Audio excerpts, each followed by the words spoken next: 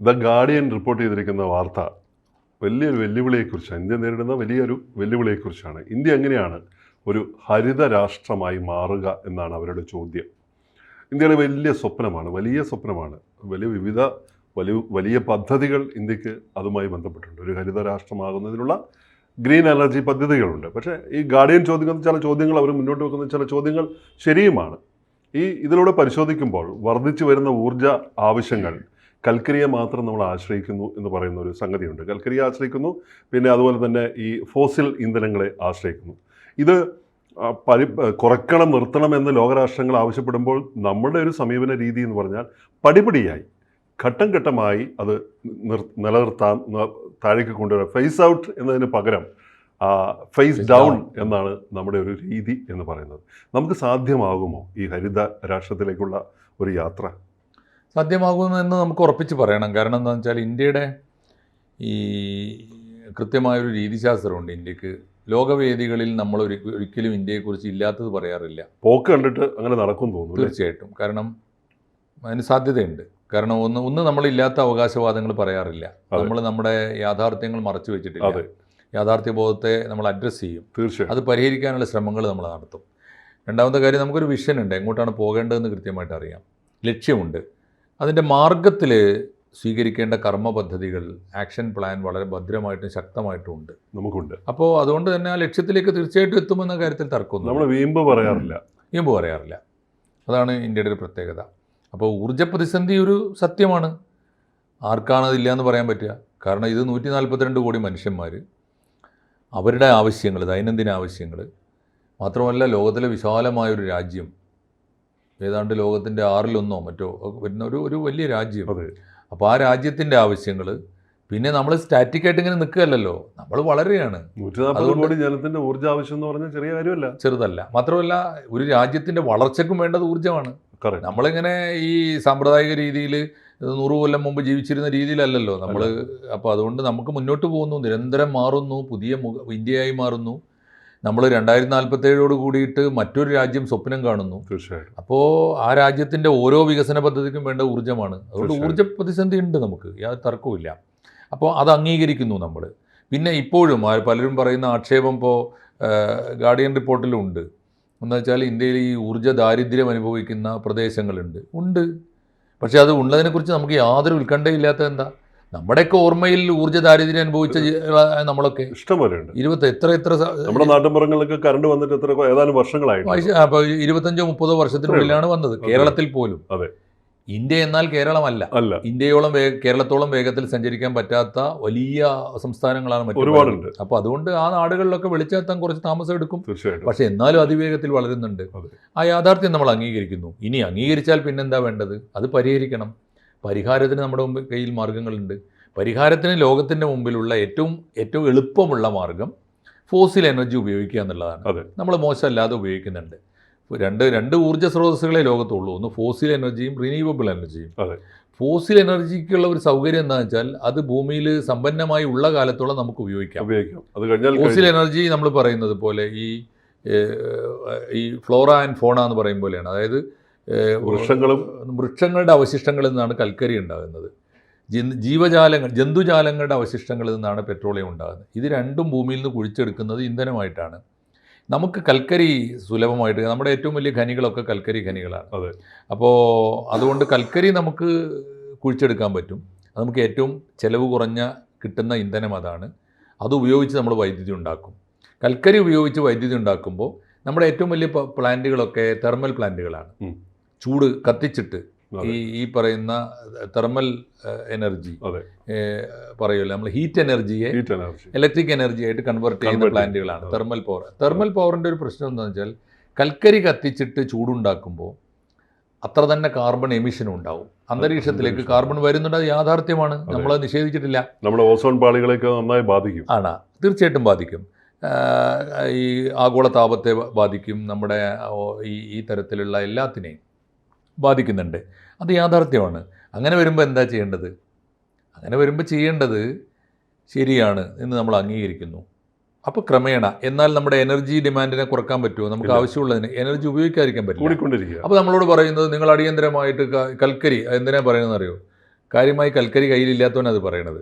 നമ്മളെ കയ്യിലുള്ളതല്ലേ നമുക്ക് ഉപയോഗിക്കാൻ പറ്റും, അത് നമ്മൾ ഉപയോഗിക്കുന്നു. എന്നാൽ അത് ദീർഘകാലത്തേക്ക് 2 കാര്യം നമുക്ക് ഉറപ്പാണ്, ഇത് ദീർഘകാലത്തേക്ക് ഉണ്ടാവില്ല. പെട്രോളിയം ആയാലും കൽക്കരി ആയാലും എടുത്താൽ തീരും. അത് ഭൂമിയിൽ നിന്ന് കുഴിച്ചെടുത്താൽ എത്ര ആഴത്തിലേക്ക് എവിടെയെങ്കിലും വെച്ചത് അവസാനിക്കുന്ന, അല്ലാതെ കാലത്തേക്ക് ഇല്ല. അതിന് മൊത്തം സ്റ്റോറേജിൻ്റെ കണക്ക് പോലും പുറത്തു വന്നു. അതുകൊണ്ട് അത് തീരുമെന്ന് നമുക്കറിയാം. തീരുമ്പോൾ ഇരുട്ടിലാവാൻ പറ്റുമോ? അതിനു വേണ്ടിയുള്ള മുൻകരുതലുകൾ നമ്മൾ സ്വീകരിക്കണം. ഇന്ത്യ പറയുന്ന ഒരു സംയോജിത സമീപനമാണ് ഇന്ത്യയുടെ. ഇൻ്റഗ്രേറ്റഡ് അപ്രോച്ച് എന്ന് പറയുന്നത് ഈ 2 എനർജി മെത്തേഡ്, രണ്ട് എനർജി സോഴ്സുകളും രണ്ടും കൂടി ഉപയോഗിക്കാം. ഏതുവരെ? നമ്മുടെ ഈ എനർജി തീരും, മറ്റേ തീരുന്നവരെ. നമ്മുടെ ഈ ഫോസിൽ എനർജി തീരുന്നത് വരെ നമ്മൾ ഉപയോഗിക്കുമെന്ന് മാത്രമല്ല, അതിൻ്റെ ഉപയോഗം പതുക്കെ കുറച്ചു കൊണ്ടുവരും. കാരണം അത് എന്നേക്കും നമുക്ക് ഉപകാരപ്പെടില്ല, അതുണ്ടാവില്ല. ഒന്ന്. രണ്ടാമത്തെ കാര്യം, അത് ഉപയോഗിക്കുമ്പോൾ ഈ പറഞ്ഞ പ്രശ്നമുണ്ട്, പാരിസ്ഥിതിക പ്രശ്നങ്ങളുണ്ട്. അപ്പോൾ നമ്മളതുകൊണ്ട് ചെയ്യുന്നത് സംയോജിതമാണ്. ഒരേ സമയത്ത് ഫോസിൽ എനർജിയുടെ ഉപയോഗം കുറച്ച് കൊണ്ടുവരുന്നു. അത് സബ്സ്റ്റിറ്റ്യൂട്ട് ചെയ്യാൻ മാത്രം നമ്മൾ റിന്യൂവബിൾ എനർജി ഉപയോഗിക്കുക. സോളാർ അതിന് ലോകത്തിന് ഏറ്റവും മികച്ച മാതൃകയാണ്. സോളാർ മാത്രമല്ല, സോളാർ ഏറ്റവും വലുതാണ്. സോളാറിൻ്റെ ഏറ്റവും വലിയ മാതൃകയാണ് ലോകത്തിലെ ഏറ്റവും വലിയൊരു ഇൻ്റർനാഷണൽ എയർപോർട്ട്. ഒരു യൂണിറ്റ് വൈദ്യുതി വാങ്ങാതെ, അത് നമ്മുടെ കേരളത്തിൻ്റെ മാതൃകയാണ്, കേരള മോഡലിൻ്റെ ഏറ്റവും വലിയ മാതൃകയാണ്. ഇനി ഒരു കാര്യം കൂടി കൂട്ടത്തിൽ പറയണം കേട്ടോ, ഈ കോർപ്പറേറ്റുകൾക്കും പൊതുമേഖലയാണ് എല്ലാം എന്ന് വാദിക്കുന്നവർക്കുള്ള മറുപടിയും കൂടിയാണ് സിയാൽ. പൊതുമേഖല ആയിരുന്നെങ്കിൽ അത് ഇപ്പോൾ എവിടെ എത്തിയിട്ടുണ്ടാവും എന്ന് ആലോചിച്ചാൽ തീർച്ചയായിട്ടും. അപ്പോൾ അന്നത്തെ ഒരു കാര്യം കൂടി നന്ദിയോടെ നമ്മൾ ഓർക്കണം കേട്ടോ, അത് കെ കരുണാകരന്റെ വിഷൻ കൂടി. വിഷണറി ആയിട്ടുള്ള ഒരാൾക്ക് നമ്മൾ സമ്മതിക്കണം. നമ്മൾ ഈ ഗവൺമെന്റുകളെ കളർ നോക്കിയിട്ടൊന്നും വിലയിരുത്താൻ പാടില്ല. അപ്പോൾ സിയാലിന്റെ പ്രത്യേകത എന്താ? ഒരു യൂണിറ്റ് പോലും വൈദ്യുതി വാങ്ങുന്നില്ല. അവിടുത്തെ മുഴുവൻ ആവശ്യം 24 മണിക്കൂറും പ്രവർത്തിക്കുന്ന ഒരു ഇൻ്റർനാഷണൽ എയർപോർട്ടിൻ്റെ മുഴുവൻ ചെലവുകൾക്കും വൈദ്യുതി ഉണ്ട് എന്ന് മാത്രമല്ല, കഴിഞ്ഞിട്ട് ബാക്കിയുള്ളത് KCBക്ക് നിങ്ങൾ എടുത്തോ എന്ന് പറഞ്ഞാൽ എനർജി ഉൽപ്പാദകർ കൂടിയാണ് അവർ. അതാണ് ഒന്ന്. അപ്പോൾ അത് നമ്മുടെ നല്ല മാതൃകയാണ് സോളാർ. നമ്മുടെ കാറ്റാടി മാതൃകളോ അല്ലേ, കാറ്റിൽ നിന്ന് വൈദ്യുതി ഉൽപ്പാദിപ്പിക്കുന്നത്. റോബിൻജിക്ക് ഈ അട്ടപ്പാടിയിൽ വലിയ എസ്റ്റേറ്റ് ഉടമയാണല്ലോ. അതെ, ചെറുത് എല്ലാ ബൂർഷ്വാസിയും പറഞ്ഞുകൊണ്ടിരിക്കുക അങ്ങനെയാണ്. ഒക്കെ ഞങ്ങൾ കൊച്ചു ബൂർഷ്വാസി. എന്തായാലും നല്ലതാണ്. അട്ടപ്പാടിയിൽ കുറച്ച് ഭൂമി ഒരുപാടുണ്ട് അവിടെ. വിൻമില്ലുകളുണ്ട്. അട്ടപ്പാടിയുടെ ലാൻഡ്മാർക്ക് എന്താണ്? വിൻമില്ലുകളാണ്. കാറ്റിൽ നിന്ന് വൈദ്യുതി ഉൽപ്പാദിപ്പിക്കുക. നമ്മുടെ മഹാസമുദ്രങ്ങളിൽ സമൃദ്ധമായിട്ടുള്ള തിരമാലകൾ, അതിൽ നിന്ന് വൈദ്യുതി ഉൽപ്പാദിപ്പിക്കും. ഞാൻ ഈ അട്ടപ്പാടിയെക്കുറിച്ച് പറയുമ്പോൾ, ഈ കാറ്റാടി യന്ത്രങ്ങൾ നൃത്തം ചെയ്യുന്ന കുന്നുകൾ എന്നാണ് എനിക്ക് അതിനെക്കുറിച്ച് പറയാനുള്ളത്. കാറ്റാടി നമ്മളിങ്ങനെ നിൽക്കുമ്പോൾ പരന്ന മുട്ട കുന്നുകളൊക്കെ ഉണ്ട്, നല്ല സമൃദ്ധി. ഇപ്പം നല്ല പച്ചപ്പുണ്ട് അട്ടപ്പാടിക്ക്. അപ്പോൾ അതിൻ്റെ വലിയ, നമ്മളിങ്ങനെ നിൽക്കുമ്പോൾ ചിലപ്പോൾ നമ്മൾ പെട്ടെന്ന് ഉയർന്നു വരും അതിൻ്റെ മറുവശത്ത് വലിയ ആലോചിച്ച് നോക്കും, ഇതിൻ്റെ 2 മുഖം. അതേസമയം തന്നെ ആദിവാസികളുടെ നൃത്തവും കൂടി നമുക്ക് ആസ്വദിക്കാൻ പറ്റും. അത് ആസ്വദിച്ചുകൊണ്ട് ഈ ആധുനിക സാങ്കേതിക വിദ്യയുടെ നൃത്തവും കൂടി നമുക്ക് ഉദാഹരണമാണ്. അപ്പോൾ അതൊന്ന്. ജലസ്രോതസ്സുകൾ ധാരാളം, ഹൈഡ്രോ ഇലക്ട്രിക് പദ്ധതികൾ നമുക്ക് ധാരാളം ഉണ്ട്. അതിനും പ്രശ്നമുള്ളതെന്ന് വെച്ചാൽ, അതും നമ്മുടെ ആഗോളതാപം കൂടി വരുമ്പോൾ ജലസ്രോതസ്സുകളിൽ വൈദ്യുതി ഇല്ലാതെ ഈ വെള്ളം കുറയുന്നതിനനുസരിച്ചൊക്കെ അത് സ്ഥിരമല്ല, സുസ്ഥിരതയില്ല. അതും നമ്മൾ ഉപയോഗിക്കുന്നുണ്ട്. ഹൈഡ്രോ ഇലക്ട്രിക് പദ്ധതികൾ. ആണവോർജ്ജത്തിനുള്ള ഭീഷണി എന്താണ്?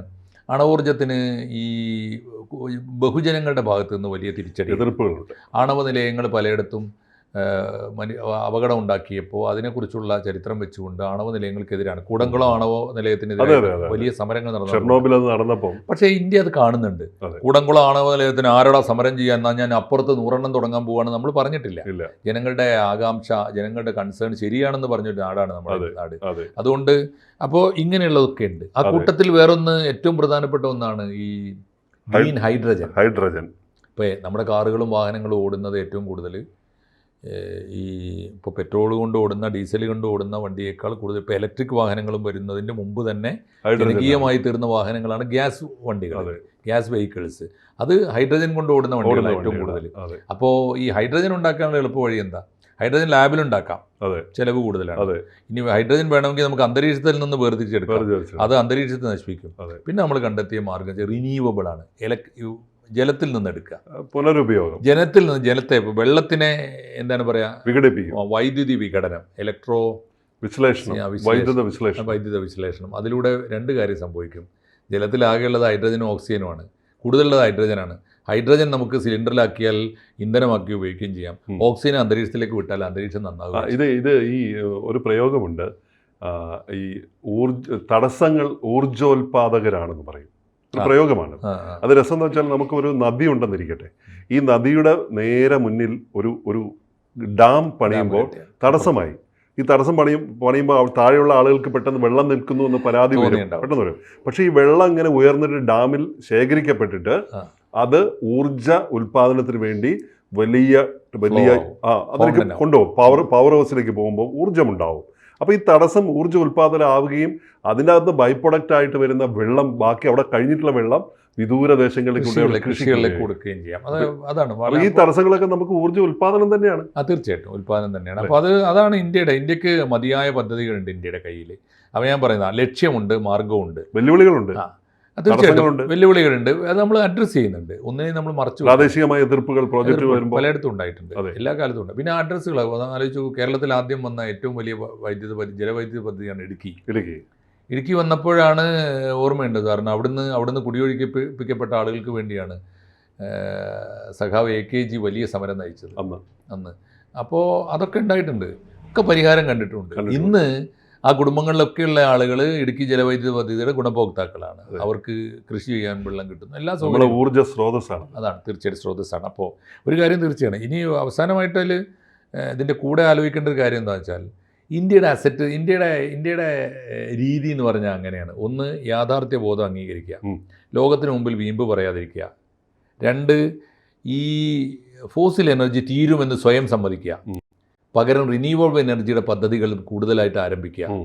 ഇതൊക്കെ ചെയ്യുമ്പോഴും ലോകത്തിൻ്റെ വായടക്കാനുള്ള കൃത്യം മറുപടി പറയുക. ലോകവേദികളിൽ ഞാൻ എത്രയോ ഊർജ്ജ വേദികളിൽ പലരും ഉന്നയിക്കുന്നത് ഞാൻ ഉന്നയിച്ചതായിട്ട് പല ലോകരാജ്യങ്ങളും. എന്താ വെച്ചാൽ നിങ്ങൾ എന്തൊക്കെ പറഞ്ഞാലും നിങ്ങളാണ് അന്തരീക്ഷത്തിൽ കാർബൺ എമിഷൻ നടത്തുന്നു, അന്തരീക്ഷത്തെ നശിപ്പിക്കുന്നു എന്ന് പറഞ്ഞുകൊണ്ടിരിക്കുന്ന. അത് ഈ ജൈവ ഉച്ചകോടിയിൽ ഉണ്ടാവാറുണ്ട്, കാലാവസ്ഥാ ഉച്ചകോടികളിൽ ഉണ്ടാവാറുണ്ട്. ഈ എല്ലാ ഉച്ചകോടി ഇപ്പോൾ പലയിടത്തും അങ്ങനെ ഞാൻ കണ്ടിട്ടുണ്ട്, പല സമ്മിറ്റുകളിലും. അവിടെയൊക്കെ ഇന്ത്യ മറച്ചു വെച്ചിട്ടില്ല. ഇന്ത്യ പക്ഷേ യാഥാർത്ഥ്യമൊക്കെ പറഞ്ഞു കഴിഞ്ഞിട്ട് നമ്മുടെ ഈ പ്ലാനൊക്കെ അത് ഞങ്ങൾ കുറച്ച് ഗാർഡിയൻ പറയുന്നത് അതിനെ ചരിത്രപരമായ ഉത്തരവാദിത്വം എന്നാണ്. അതെ, തീർച്ചയായിട്ടും ന്യായീകരണം പറയല്ല. ആ ഉത്തരവാദിത്വം ഏറ്റെടുത്തുകൊണ്ട് ഇന്ത്യ ഇത് ഉന്നയിച്ച ആളുകളുടെ വായടക്കുന്നതിന് മറുപടി പറഞ്ഞിട്ടുണ്ട്. എന്നാൽ നമുക്കൊരു കാര്യം ചെയ്യാം, നമുക്കൊരു കാർബൺ ഇക്വിറ്റി റിപ്പോർട്ട് തയ്യാറാക്കാം. എന്താണത്? ലോകത്തിലെ ഏതൊക്കെ രാജ്യങ്ങളാണ് കാർബൺ എമിഷൻ നടത്തുന്നത്, ആ കണക്കൊന്ന് എടുത്തോളൂ. എന്നിട്ട് അവരൊക്കെ നിർത്തുമ്പോൾ ഞങ്ങൾ നിർത്തിക്കോളാം. നമ്മളോട് പറയുന്നത് എന്താ? ഫേസ് ഔട്ട് വേണം. നിങ്ങൾ ഈ കൽക്കരി ഉപയോഗിക്കുന്ന പ്ലാന്റുകളൊക്കെ, തെർമൽ പ്ലാന്റുകളൊക്കെ അടച്ചു പൂട്ടണം. പൂട്ടിക്കോളാം. എന്നാൽ ലോകത്തിൽ കാർബൺ എമിഷൻ നടക്കുന്നവരൊക്കെ ആ പണി നിർത്തണം. അങ്ങനെ വരുമ്പോൾ റോക്കറ്റുകൾ നിർത്തേണ്ടി വരും, എയ്റോപ്ലെയിനുകൾ നിർത്തേണ്ടി വരും, ഈ പറഞ്ഞ എല്ലാ വിക്ഷേപണ ഏർപ്പാടുകളും നിർത്തേണ്ടി വരും.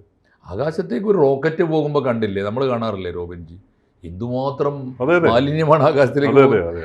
അപ്പോൾ ആ കണക്ക് ഇന്ത്യ ചോദിച്ചതോടുകൂടി പിന്നെ ആ വർത്താനം പറഞ്ഞിട്ടില്ല. അപ്പോൾ പക്ഷേ ഇന്ത്യക്ക് ഇതറിയാം. നമ്മൾ ന്യായീകരിക്കാൻ വേണ്ടി പറഞ്ഞല്ല, ഞങ്ങൾ സത്യമാണ്, ഞങ്ങൾ കുറച്ച് കൊണ്ടുവരും. ഫേസ് ഡൗൺ ആണ്, കുറച്ച് കൊണ്ടുവരും. നമ്മൾ നിർത്തിയില്ലെങ്കിലും പ്രകൃതിയെ നിർത്തും. പ്രകൃതിയെ നിർത്തുമ്പോൾ ഇന്ത്യ പൂട്ടിപ്പോവില്ല.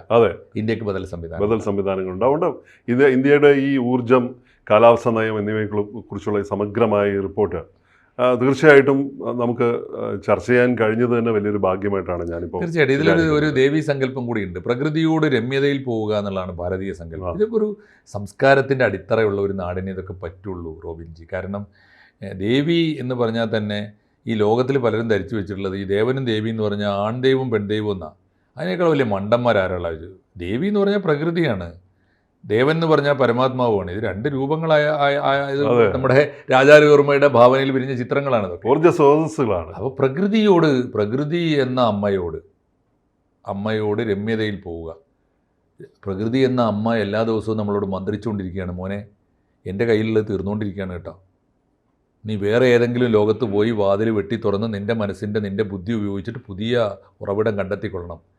എൻ്റെ മാറത്തുള്ള പാല് തീർന്നാൽ നീ പട്ടിണിയായി പോകരുത് എന്ന് മണ്ണിൻ്റെ മക്കളോട് പറഞ്ഞുകൊണ്ടിരിക്കുന്ന ഒരു ദേവീ സങ്കല്പമുണ്ട്. ഇതിനാണ് ഭാരതീയ സങ്കല്പം. അത് ഇന്ത്യ പാലിക്കുന്നുണ്ട്. അത് ഇന്ത്യ പാലിക്കുന്നുണ്ടെന്ന് മാത്രമല്ല, ഈ ലോകത്തിനിത് പലപ്പോഴും മനസ്സിലാവുന്നില്ല ഈ ഒരു ശക്തി. ഇതിനാണ് ഇന്ത്യ മനസ്സിലാക്കി കൊടുക്കും. തീർച്ചയായിട്ടും തങ്ങളുടെ പ്രവൃത്തിയിലൂടെ അത് മനസ്സിലാക്കി. അതാണ് ഇന്ത്യയുടെ ഒരു പുതിയ കാലത്തെ ഏറ്റവും വലിയ വിജയം എന്ന് എനിക്ക് തോന്നുന്നു.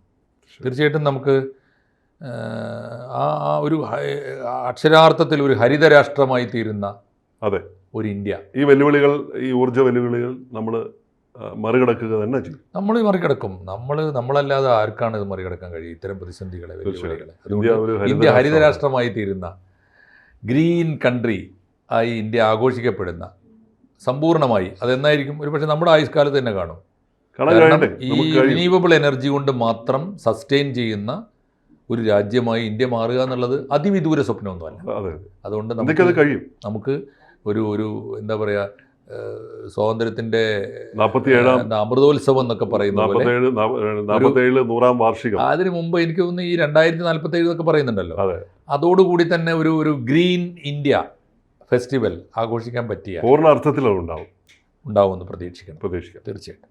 കൂടുതൽ വാർത്തകളും വിശേഷങ്ങളും നിങ്ങളിലേക്ക് എത്താൻ ABC മലയാളം സബ്സ്ക്രൈബ് ചെയ്യുക, ബെൽ ബട്ടണും അമർത്തുക.